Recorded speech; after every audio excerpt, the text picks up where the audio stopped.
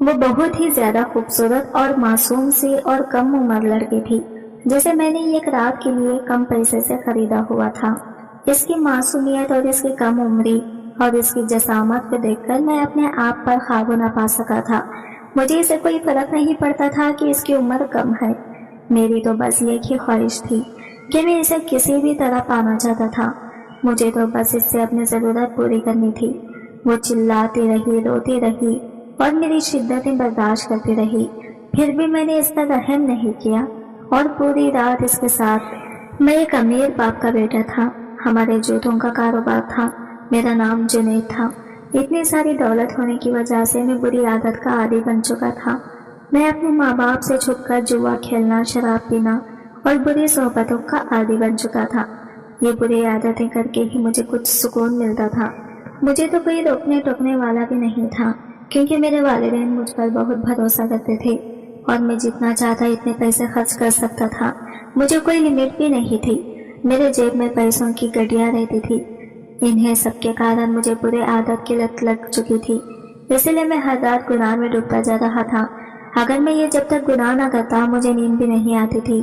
میں اکثر غلط جگہ پر جا کر اپنی خواہشوں اور ضرورتوں کو پوری کرتا تھا۔ حیرت تو مجھے اس بات سے تھی کہ میرے خاندان والوں کو میرے بارے میں کچھ بھی پتا نہیں تھا کہ میں غلط کاموں میں ملوث ہو چکا ہوں، جبکہ میرے والد 5 وقت نماز اور عبادت گار آدمی تھے۔ میں اکثر کراچی میں مال لینے کے لیے آتا جاتا تھا، جہاں پر میرے عیاشیوں کا سامان سارا موجود تھا، یعنی کہ شراب، عورتیں، سب مجھے یہی پر مل جاتی تھی۔ ایک رات اپنی طلب پوری کرنے کے لیے میں نے اپنے دوست ثاقب سے کہا کہ مجھے آج رات میرا دل بہلانے کے لیے ایک لڑکی کی ضرورت ہے، تم ایک اچھے سے خوبصورت لڑکی کو منگوا لو تاکہ میرا اسے دل خوش ہو جائے اور میری طلب پوری ہو جائے، میری وہ خواہش کو پورا کر سکے، ایسی لڑکی مجھے لا کر دے دو۔ تبھی میرے دوست نے کہا کہ جتنا پیسے تم پھینکو گے اتنی اچھی لڑکی تمہیں ملے گی۔ مجھے اتنی طلب تھی کہ میں بہت سارے پیسے خرچ کرنے کے لیے بھی تیار تھا۔ تبھی میرا دوست بہت خوش ہو گیا اور ایک لڑکا جہاں پر فون کیا جس کا نام شہناز تھا۔ اس نے فون اٹھا کے بولا 5 بجے تک یہ لڑکی تمہارے پاس رہے گی اور صبح 5 بجے تک اس لڑکی کو لے لیا جائے گا۔ پھر میرے دوست ثاقب نے کہا کہ تم پہلے اس لڑکی کے ساتھ عیاشی کر لو، پھر میں بھی تمہارے ساتھ آ جاؤں گا اس لڑکی کے ساتھ عیاشی کرنے کے لیے۔ میں بہت خوشی سے اس لڑکی کے آنے کا انتظار کر رہا تھا، کیونکہ شہناز نے اس لڑکی کی ایسی تعریف کی تھی کہ اس کی تعریف سنتے ہی میرے دل میں بے چینی پیدا ہو رہی تھی اور میں کسی بھی صورت میں اس لڑکی کو کھونا نہیں چاہتا تھا۔ میں نے فریج کھول کر شراب کی بوتل اٹھائی، لیکن شراب تھوڑی سی ہی تھی، میری پیاس کو بجھا نہیں سکتی تھی۔ 10 بجے کے قریب تھے، دروازے پر بیل بجی۔ میں بہت ہی زیادہ ڈر گیا تھا۔ ایک بات تو سچ ہے کہ جب بھی ہم گناہ کا سوچتے ہیں تبھی ہمیں ایسے ڈر لگتا ہے، لیکن انسان اپنے نفس کے آگے بالکل بھی کچھ نہیں دیکھتا کہ وہ صحیح کر رہا ہے یا غلط۔ وہ نفس کے دھوکے میں آ کر اپنے اوقات بھول جاتا ہے۔ میں نے بھی کپ کپاتے ہاتھوں سے جا کر دروازہ کھولا تھا، تب سامنے والا ایک موٹا آدمی بیگ ہاتھ پکڑ کر کھڑا ہوا تھا۔ جب میری نظر اس موٹے آدمی کے پیچھے پڑی تو یہ کم عمر لڑکی کھڑی ہوئی تھی۔ اس کا قد بھی چھوٹا تھا اور اس کا چہرہ نظر نہیں آ رہا تھا۔ اس شخص نے موڈ بانا انداز میں کہا، سرکار بالکل کباری اور نئی پری حاضر ہے۔ اس لڑکی کا حسن اور جسامت دیکھ کر میرے جذبات بے قابو ہو رہے تھے، لیکن میں نے محسوس کیا کہ وہ سر سے پاؤں تک بری طرح کانپ رہی تھی۔ اس سے پہلے کہ میں اسے اپنے بازوؤں میں لینا، میں نے نرمی سے پوچھا، تم ڈر کیوں رہی ہو؟ حالانکہ میں نے تمہیں رقم دے کر خریدا ہے اور تم نے بھی اس کام کی رقم لی ہے۔ میرے سوال پر اس نے بچوں کی طرح اور زیادہ رونا شروع کر دیا۔ کہنے لگی، مجھے زبردستی لایا گیا ہے، میں ذرا برابر کی رضامند نہیں ہوں۔ میں شہناز کو کوسنے لگا کہ اس نے میرے ساتھ دھوکہ کیا تھا، اس نے مجھ سے ایڈوانس میں بڑی رقم لی تھی اور جوان لڑکی کی بجائے یہ کم عمر بچی بھیج دی تھی۔ اچانک اس لڑکی نے روتے ہوئے میرے پاؤں پکڑ لیے اور التجا کرنے لگی، خدا کے لیے بھائی مجھے ہاتھ نہ لگائے، میں ایک لاوارث یتیم اور مسکین لڑکی ہوں۔ میں نے کہا، ارے پگلی، وہ تجھے میرے ہاتھوں بیچ گیا ہے، لیکن فکر نہ کر، میں تمہارے ساتھ خریدا ہوا مال جیسا سلوک نہیں کروں گا۔ مجھے محسوس ہوا کہ اسے دھوکے سے یہاں لایا گیا ہے۔ میں نے دل میں کہا کہ اگر آج میں نے اس کی عزت پایان مرا دی تو یہ ہمیشہ مجھ جیسے بے شمار شیطانوں کے ہاتھوں برباد ہوتی رہے گی، لیکن اگر آج میں نے اسے چھوڑ دیا تو شاید یہ پاکیزہ زندگی گزار سکے۔ وہ التجا کرتے ہوئے بولی، بھائی خدا کے واسطے مجھے یہاں سے بھگا دیں۔ میں نے خود سے کہا، مجھے اس لڑکی سے کیا مطلب، मुझे तो अपना काम निकालना है।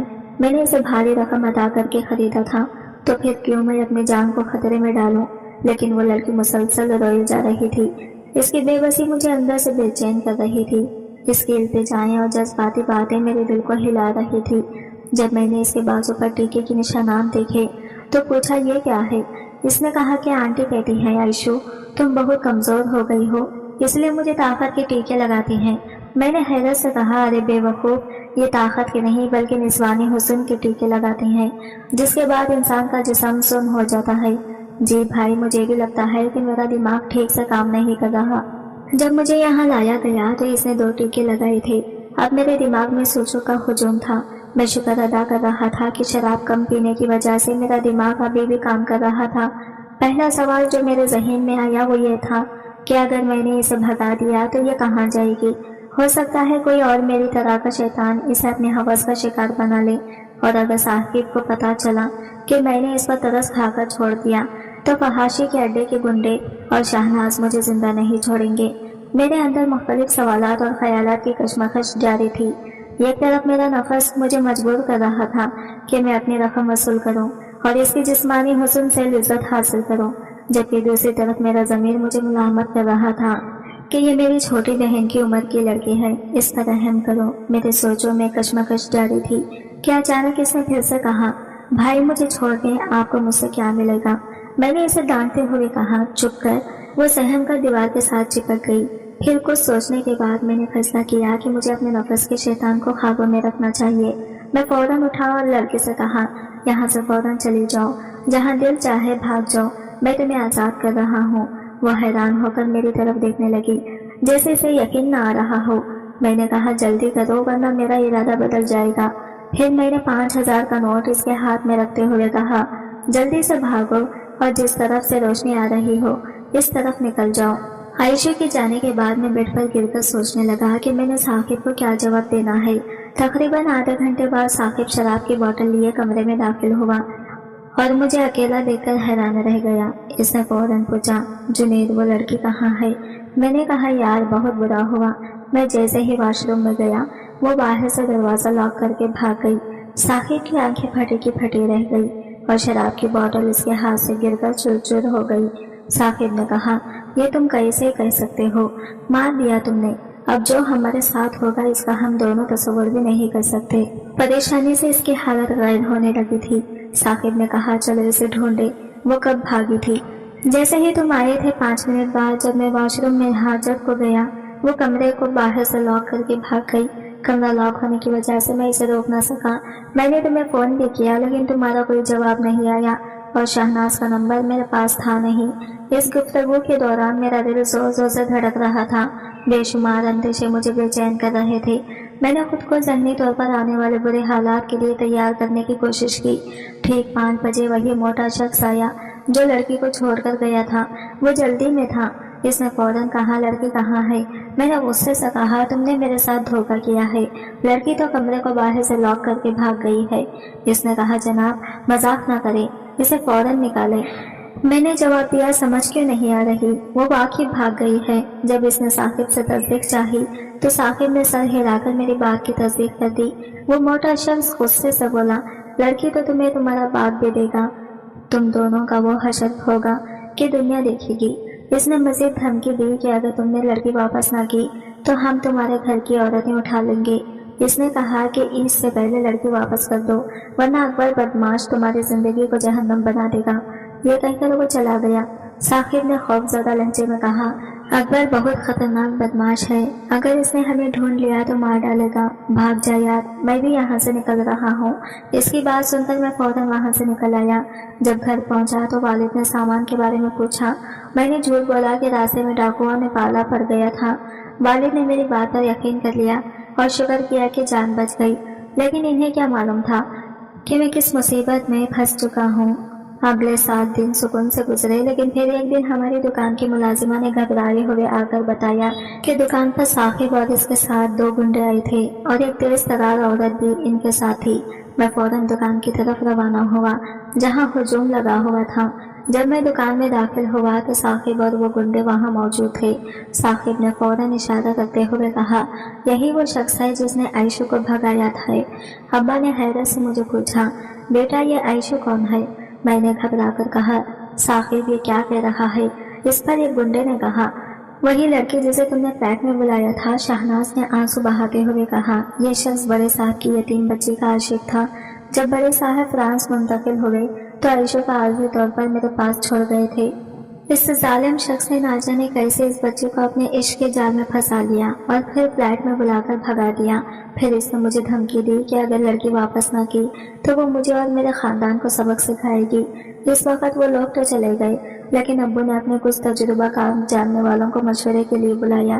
ایک بزرگ نے مجھے ایک طرف لے جا کر سمجھایا، بیٹا سچ بتا دو تاکہ ہم معاملے کو سمجھ سکیں اور اس کا حل نکال سکیں۔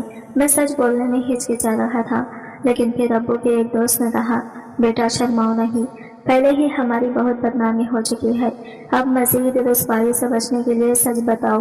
آخرکار میں نے سچ بتا دیا اور وہ ساری صورتحال بیان کی جس میں عائشہ کو فلیٹ سے بھگایا تھا۔ ابو نے میری بات سنتے ہی رو کر اپنا سر پکڑ لیا۔ باقی لوگ بھی ہکے بھکے رہ گئے۔ شام کو شہناز اور اس کے گنڈوں کے ساتھ ڈیل ہوئی۔ انہوں نے عائشہ کے عوض پہلے 5 لاکھ کا مطالبہ کیا، لیکن بڑی بحث کے بعد 2.5 لاکھ پر راضی ہو گئی۔ اس کے بعد ابو نے مجھے نہ صرف اپنے جائیداد اور دکان سے بلکہ گھر سے بھی نکال دیا۔ میری عزت مٹی میں مل گئی اور میں زمانے بھر کی ٹھوکریں کھاتا رہا۔ آخرکار ایک دوست کی مدد سے میں نے کمیشن پر ٹیکسی چلانا شروع کر دی اور اب میں ایک کرائے کے مکان میں زندگی گزار رہا ہوں۔ وقت گزرتا گیا اور جب میں تقریباً 35 سال کا ہو چکا تھا، ایک دن شہر کے امیر علاقے میں ٹیکسی میں بیٹھا سواریوں کا انتظار کر رہا تھا۔ اچانک ایک بوڑھا شخص آیا اور بولا، بیٹا مجھے ایئرپورٹ جانا ہے اور ایک سواری کو کچھ دور کھوٹی سے لینا ہے۔ میں نے سوچا کہ امیر علاقوں کے لوگ اچھا کرایہ دے دیتے ہیں، اس لیے فوراً راضی ہو گیا۔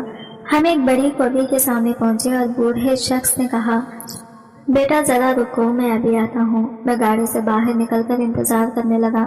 کچھ دیر بعد بوڑھا شخص ایک جدید اور خوبصورت لڑکی کے ساتھ باہر آیا۔ اس کے پیچھے ایک بوڑھی عورت اور چند ملازمین بھی تھے۔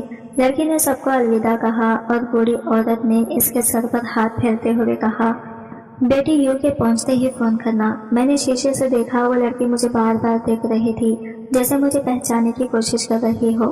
میری یادیں ڈھنڈلا چکی تھی، لیکن پھر اچانک یاد آیا یہ تو عائشہ ہے۔ میرے دل میں خوشی اور حیرت کی ملی جلی کیفیت تھی۔ عائشہ نے مجھے پہچانتے ہوئے فوراً پوچھا، بھائی آپ جوتوں کا کاروبار کرتے تھے نا؟ میں نے مسکرا کر جواب دیا، ہاں بالکل۔ اس کے ساتھ بیٹھے بزرگ نے حیرانی سے پوچھا، عائشہ تم انہیں کیسے جانتی ہو؟ عائشہ نے مختصر جواب دیا، ہم نے ایک بار ان کی دکان سے جوتے خریدے تھے۔ اس نے پھر مجھے خاموش رہنے کا اشارہ کیا، جیسے وہ بوڑھے کو کچھ بتانا نہیں چاہتی تھی۔ مجھے وہ دل خراش رات یاد آنے لگی جب عائشہ ایک بے بس لڑکی کے طور پر میری زندگی میں آئی تھی۔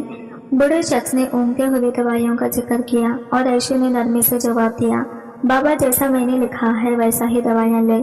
میں نے حیرت سے پوچھا، عائشہ تم ڈاکٹر بن گئی ہو؟ اس نے مسکراتے ہوئے کہا، جی ہاں، آپ کی دعاؤں سے۔ اس لمحے میری آنکھوں میں خوشی کے آنسو تھے، لیکن اس بزرگ کی موجودگی میں وہ کچھ اور کہنا چاہتی تھی مگر رک گئی۔ پھر عائشہ نے اچانک پوچھا، بھائی آپ تو جوتوں کا کام کرتے تھے، اب ٹیکسی کیوں چلا رہے ہیں؟ میں نے جواب دیا، تمہیں فلیٹ سے بھگانے کے جرم میں میری خوشحال زندگی چھن گئی، لیکن آج تمہیں اس مقام پر دیکھ کر مجھے اپنے کیے پر افسوس نہیں بلکہ فخر ہے۔ میری آنکھوں میں خوشی کے آنسو تھے۔ عائشہ کی آنکھوں میں بھی آنسو بھر آئے اور اس نے کہا، بھائی آپ کا شکریہ کہ آپ نے اس رات میرے ساتھ نیکی کی اور آج میری زندگی سنور گئی۔ اگر آپ اس رات میرے ساتھ برائی کر لیتے تو میں آج اس مقام پر کبھی نہ پہنچ پاتی۔ اس نے جاتے ہوئے مجھے اپنا نمبر دیا اور کہا، بھائی مجھ سے رابطہ ضرور کریں، میں آپ کو یو کے بلاؤں گی، آپ کی مدد کر کے مجھے خوشی ہوگی۔ اس کا سسر واپس آیا اور دونوں ایئرپورٹ کے اندر چلے گئی۔ جاتے ہوئے عائشہ پلٹ پلٹ کر مجھے دیکھتی رہی۔ اگلے چند ماہ تک میں نے عائشہ سے رابطہ نہیں کیا۔ میرے لیے یہ جان لینا ہی کافی تھا کہ میری ایک نیکی کی وجہ سے کسی کی زندگی سنور گئی۔ لیکن پھر ایک دن میں نے اس سے رابطہ کیا اور اس نے نہ صرف میرے ویزا اور سفری اخراجات کا انتظام کیا بلکہ یو کے بلا کر مجھے ایک اچھی نوکری دلائی اور رہنے کے لیے گھر بھی دیا۔ بعد میں اس نے میری ایک مسلمان مرد سے شادی بھی کروا دی۔ اس واقعے کے بعد میں نے یہ جانا کہ دنیا کی مشکلات کچھ بھی نہیں، اصل امتحان اور سزا تو قیامت کے دن کی ہے، میری زندگی کے گناہوں کا کفارہ شاید میری یہ ایک نیکی نے کر دیا۔ دوستو، چاہے آپ کتنے ہی گنہگار کیوں نہ ہو، جب بھی آپ کا ضمیر ملامت کرے، نیکی کرنے سے ذریعہ نہ کریں۔ چھوٹی سی نیکی کبھی بڑی برکت کا ذریعہ بن جاتی ہے۔ اللہ توبہ کرنے والوں کو معاف کرنے والا ہے اور وہ اپنی مخلوق سے بے پناہ محبت کرتا ہے۔ دوستوں، چند منٹ کے مزید کے لیے کسی بیچاری کی زندگی تباہ کرنا یہ کہاں کی مردانگی مانگی اس بات میں ہے کہ نکاح کے کام کو عام کیا جائے اور اپنی تمام تر ضروریات سیدھے طریقے سے پوری کی جائے۔ ویسے آپ کو کہانی کیسی لگی کمنٹ میں لازمی بتائیں، اور ویڈیو اچھا لگا ہے تو لائک شیئر ضرور کیجیے گا اور چینل کو سبسکرائب کریں۔ فرینڈ، ملتے ہیں اگلی ویڈیو کے ساتھ، تب تک کے لیے بائے بائے، ٹیک کیئر، اللہ حافظ۔